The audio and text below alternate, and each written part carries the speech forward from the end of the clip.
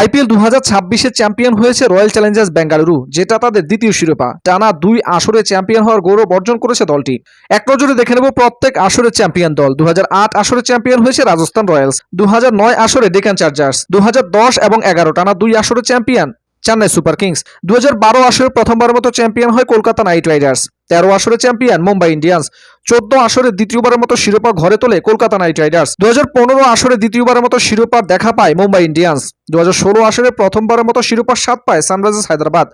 2017 আসরে নিজেদের তৃতীয় শিরোপা ঘরে তোলে মুম্বাই ইন্ডিয়ান্স, 2018 আসরে নিজেদের তৃতীয় শিরোপার দেখা পায় চেন্নাই সুপার কিংস, 2019 এবং 20 টানা 2 আসরে চ্যাম্পিয়ন হয়ে সর্বোচ্চ পঞ্চমবারের মতো চ্যাম্পিয়ন হওয়ার গৌরব অর্জন করে মুম্বাই ইন্ডিয়ান্স, 2021 আসরে আবারও চ্যাম্পিয়ন হওয়ার গৌরব অর্জন করে চেন্নাই সুপার কিংস, যেটা তাদের চতুর্থ শিরোপা,